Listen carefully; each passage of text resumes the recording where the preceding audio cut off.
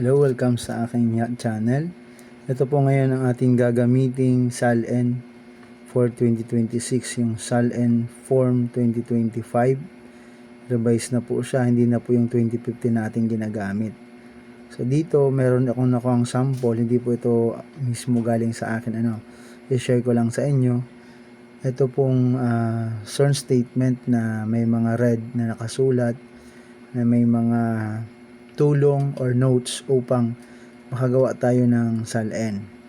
So, halos wala siyang pagkakaiba doon sa ating 2015, pero meron kasing mga additional forms na nilagay, lalo na kung mag-additional sheet ka, kung kulang po yung isang form na gagamitin mo para po sa SALN.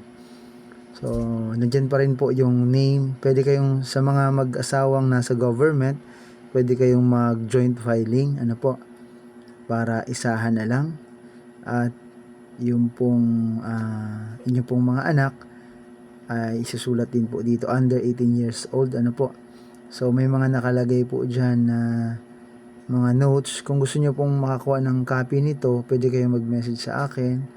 At kung gusto nyo naman makakuha ng mga instruction, pwede kayong kumuha sa civil service website. Doon po kayo tumingin. So, doon po ako kumuha ng form kasi yung shares binigay sa amin ay may guhit. So, sa mga gusto pong makakuha ng form ng SALN, pwede kayo mag-message sa akin o kaya naman mag-download kayo mismo sa civil service website. So, nandyan pa rin. May mga konting pagkakaiba lang, pero ganun pa rin po yung form natin. So, lagay nyo po yung lahat ng asset, yung pong liabilities. Kung meron kayong negosyo, nilagay po dyan. At kung ano pa man na mga pinagkakakitaan ninyo, ay pwede nyo pong ilagay dito. Then, yung mga tulad po ng mga motor at bahay nyo po, So, lagay nyo po dyan yung mismo. May mga nakalagay po dyan na wag daw maglalagay ng or maglilibit blank.